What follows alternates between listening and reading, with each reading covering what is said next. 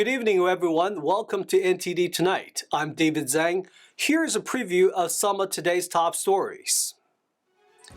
Israeli troops uncovered one of the largest stockpiles of weapons in Gaza. We'll take a closer look at how Hamas terrorists got these weapons into the area. Teachers in Oakland, California held a Palestine teach-in, but the district superintendent says it's against the school policy.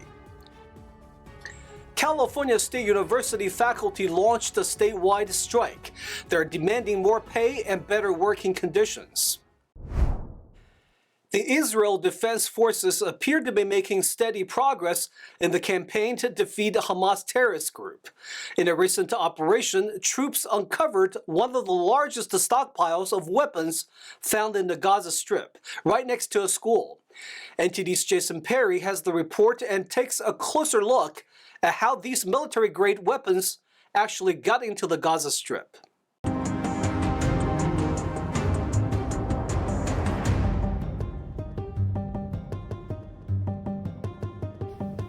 Israel Defense Forces have now uncovered the largest known stockpile of weapons in the Gaza Strip. On Wednesday, the IDF found hundreds of rockets, long-range rockets, drones, and even ready-to-use explosive devices, all found in a residential area near a school and a medical clinic. Now, people may be wondering how these weapons actually get into Gaza, which shares one border with Israel, a smaller border with Egypt, which has restrictions making it difficult for Gazans to enter, and its other border is the sea, which is fortified by the Israeli Navy. According to reports dating back to 2014, weapons are smuggled into Gaza from Egypt through underground tunnels connected to the Gaza Strip. The IDF recently released footage inside the Hamas tunnels of the deputy commander of the Northern Gaza Brigade, Wael Rajab. Here he is, meeting with other Hamas commanders inside the tunnels. The ones circled in red have been killed, significantly damaging Hamas's capabilities to operate. But civilians continue to be caught in the crossfire, something sadly expected to happen in urban warfare, this time in Rafah, near Gaza's border with Egypt. We were sitting and 3 strikes hit at once. We started running. We saw that they hit Omar's house that is full with displaced people. Israel has asked residents to evacuate to 3 designated safe zones in Rafah, but were unable to immediately confirm if the IDF warned residents to evacuate this area. It's a difficult war to fight as Hamas terrorists have embedded themselves with the civilian population, and Israel continues to warn civilians to evacuate, but still some don't leave. However, Israel continues pressing forward to defeat Hamas and also says it's doing everything it can to rescue the remaining 138 hostages in Hamas captivity. These 2 parents are one of the lucky families who were able to reunite with their daughter who was held hostage by Hamas. Her dad explains the moment she was kidnapped from her neighborhood. From what my daughter said, she was worried that something would happen to the dog if she left her behind.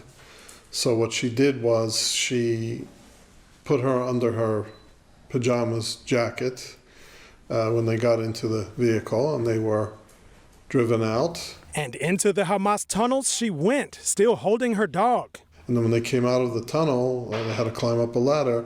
That's when the Hamas people noticed that this was not a doll, it was a living, breathing dog. And a bit of an argument ensued, and it was decided to let her keep the dog instead of leave it behind in a bird cage.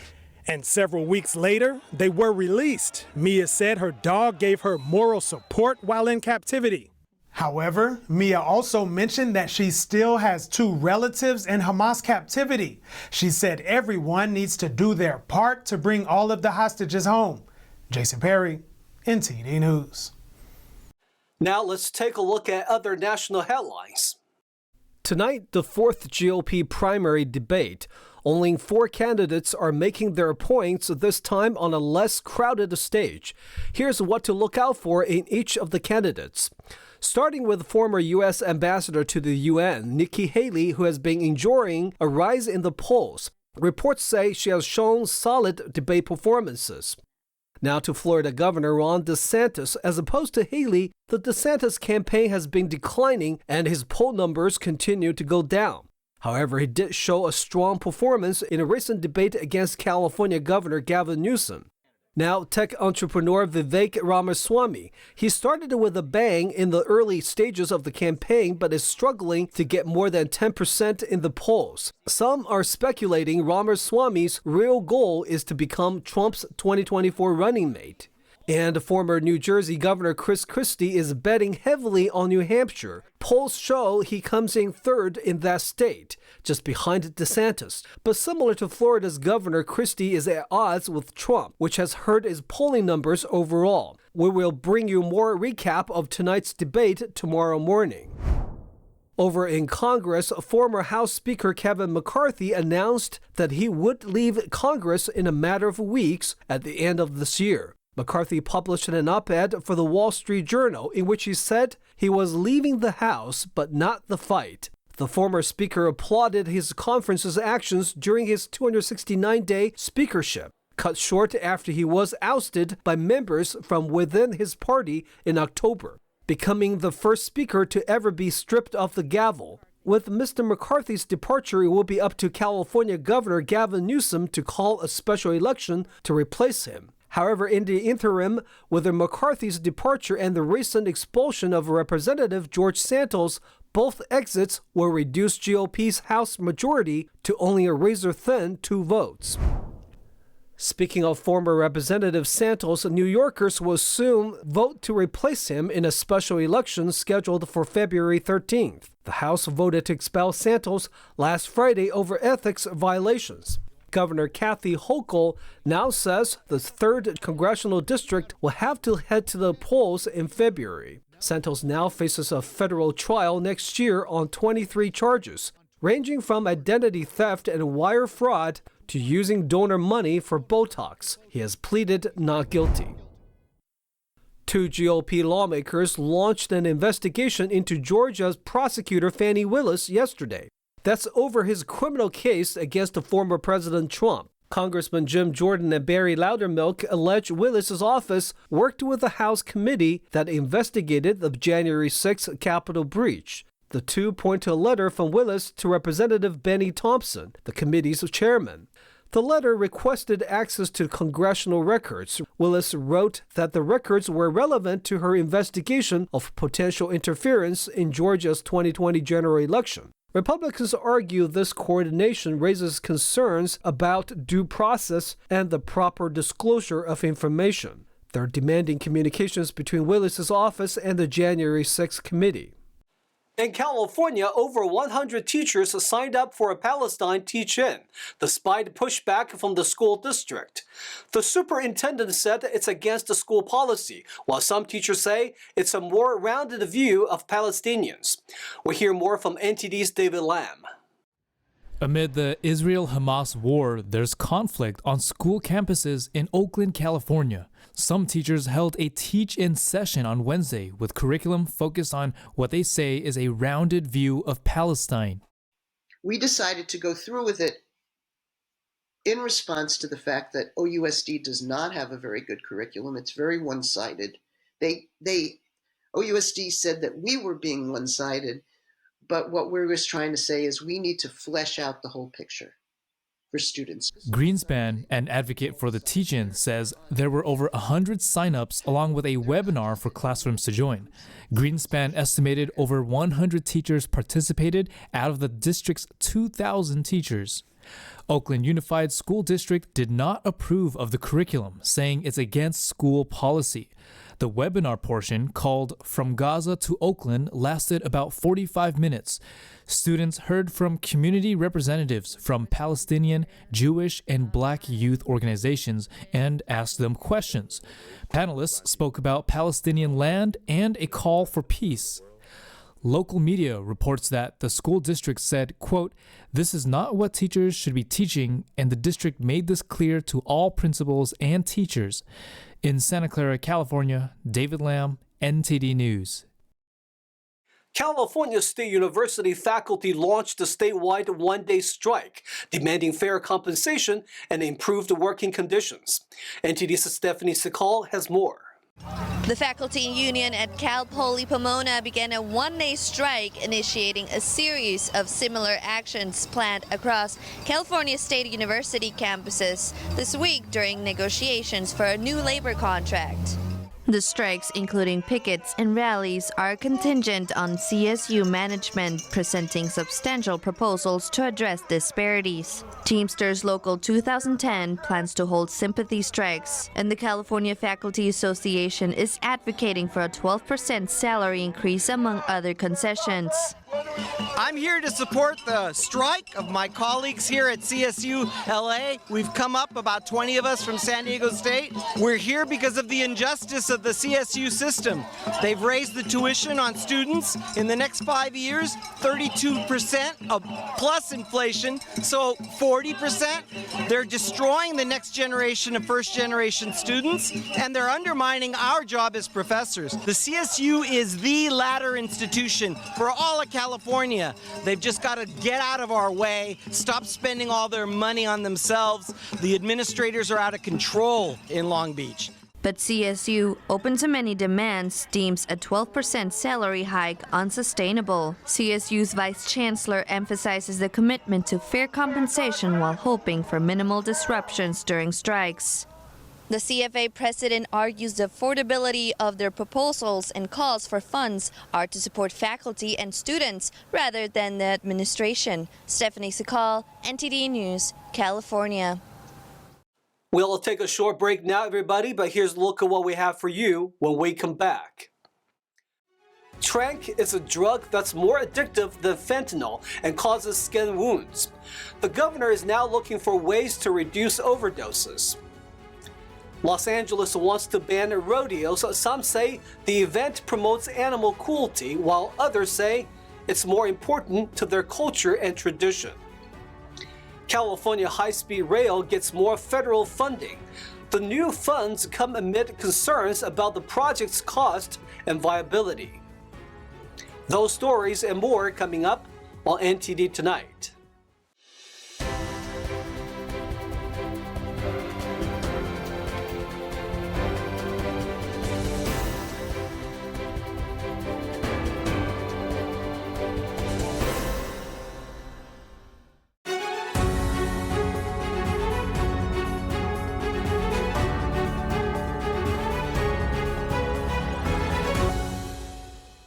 Welcome back to NTD Tonight. I'm your host, David Zhang.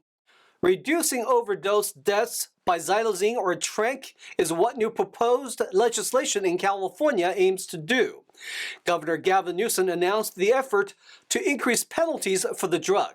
NTD's Jason Blair has more. Xylazine, also known as Tranq, is an animal tranquilizer that's often mixed into fentanyl and other drugs sold on the streets to make them more potent. The number of deaths associated with this drug actually tripled from 2020 to 2021. It's very serious. Not only can it lead to overdoses, but can cause severe wounds, necrosis, and result in amputations. So right now it's creating a huge problem. A resident in San Francisco's drug-troubled Tenderloin neighborhood told NTD that he has seen the drug's tragic effects firsthand. I just had a lady that I tried to get to the hospital. She refused to go. But 3 weeks later, when she did make it, they took both her legs, and they could have been saved if she would have went then. Recovering addict Allie Gramlich told Vice that detoxing off Tranq was tougher than fentanyl and heroin and took 3 times longer. She said, quote, "It was honestly the most traumatizing experience I've ever had in my life." In California, legislation was announced to increase criminal penalties for xylazine. This drug is not yet a controlled substance, so it is still easily accessible to people. Governor Gavin Newsom said the legislation would increase criminal penalties for illicit trafficking of the drug, adding, quote, "Tranq poses a unique and devastating challenge in our fight against the overdose epidemic." The drug problem is of utmost importance in California because drugs have been causing a lot of deaths and injuries to people, ruining people's life. While overdoses on opioids like fentanyl can be reversed using drugs like Narcan, Tranq overdoses don't have a reliable method yet. However, experts still recommend using Narcan since Tranq is usually mixed with opioids. Jason Blair, NTD News. The Los Angeles City Council approved a proposal to ban rodeos within the city. NTD's Christina Corona has more on the story. The Los Angeles City Council began drafting an ordinance on Tuesday to ban rodeos due to concerns about animal cruelty. Footage posted on the Citizens app shows dozens of horseback riders outside of City Hall in protest of the proposed ban. The motion, introduced by Councilman Bob Blumenfield in 2021, received a 14-0 vote. The council defines and prohibits rodeos as an exhibition, performance, or competition for live public entertainment that includes bareback bronc riding, saddle bronc riding, bull riding, calf roping, steer wrestling, team roping, or other event or activities that involves physically taking down an animal, roping an animal, or attempting to ride a bucking animal.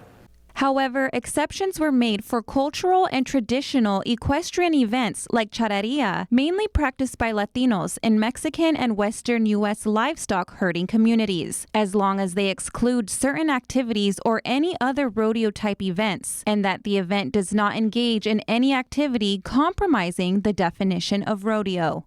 Anybody who really cares about horses, and not just their own, would not support rodeos. They are inherently cruel, dangerous, and deadly, not just to the bullied animals, but to the participants, even children. Veterinarians are often denied access to the suffering animals. It's plain and simple, folks. Rodeos hurt animals. Anyone with a heart knows it's wrong to tackle a baby animal, slam it to the ground, and tie its legs together. If you did this to a puppy, you'd be charged with animal cruelty. If you did it to a child, you'd go to prison. However, many did not agree with the new ban. The council is not just banning a sport, they're banning years of culture and tradition. Rodeo not only unites culture, but allows a safe, family-oriented environment. Many stated these animals and events save their lives. I think a lot of the reports may be overblown, but I can tell you my life was saved by rodeo. Myself and my fellow comrades, we had an opportunity to make it out of our hood because of rodeo. This ordinance should not go through because it directly affects our mental health. As a veteran coming back from war, having these animals save my life and save my brothers and sisters' life. The Neighborhoods and Community Enrichment Committee will review the ordinance after receiving the draft from the city attorney. Upon the committee's recommendations, the ordinance will go to the full council for a vote. Christina Corona, NTD News, Los Angeles. The Biden administration approves more funding for the controversial high-speed rail in California. This move comes amid years of back and forth between supporters and critics arguing over the cost. The Biden administration on Tuesday said it will give more than $6 billion to a pair of high-speed electric rail routes in the U.S. West. Supporters say this project is the future of public transportation, but critics are calling it expensive and time-consuming to build. The federal government will give $3 billion for a planned privately owned route between Las Vegas and the Los Angeles area, plus another $3.1 billion for an initial segment of California's publicly funded effort to eventually connect Los Angeles and San Francisco. In a statement, High Speed Rail Authority CEO Brian Kelly said, "This record federal grant is a welcomed investment in the future of this transformative project. The authority is humbled by the expression of confidence and commitment from our federal partner." In 2008, California voters supported the 500-mile project that promised to carry passengers between Los Angeles and San Francisco in under 3 hours on a fully electric train traveling at speeds of up to 220 miles per hour. At the time, the project was projected to cost about $30 billion and be up and running by 2020. But more than a decade later, the price has ballooned to more than $100 billion. Today, officials are focusing on a 119-mile stretch that would connect the cities of Merced, Fresno, and Bakersfield that would not open until 2033 at the latest. The $3.1 billion would go exclusively toward work on that segment. Funding for the project has been on a roller coaster in recent years. Former President Donald Trump tried to revoke $1 billion in federal money first granted by the Obama administration. Then state lawmakers, including Democrats, tried to block Governor Gavin Newsom from releasing more than $4 billion in voter-approved bond money due to concerns about the project's viability. The route between Las Vegas and Los Angeles has been talked about for decades, but no date was announced for work to start. Lake Tahoe unveils its new professional hockey team, and the NHL draft will be held in a unique location. NTD's Tyler Castillo has more. The ECHO unveiled its newest hockey team for the city of Lake Tahoe. The team is going to be called the Tahoe Night Monsters and will be the ECHO's 29th team in the league. They'll start playing at the 2024-2025 season at the Tahoe Blue Event Center. One of the owners of the team is Tim Tebow, former NFL quarterback. Tim Tebow made a statement saying that he was thankful that the community welcomed home this brand new team. The NHL announced this week that the draft will be held at the Las Vegas Sphere during this offseason.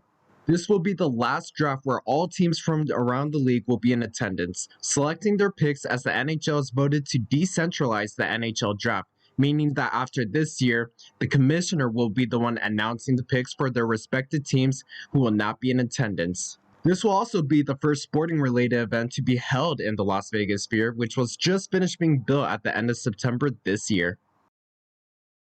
That's all we've got for you tonight. We would like you to join us again on NTD Tonight every weekday at 9 p.m. I'm David Zhang. Have a wonderful evening.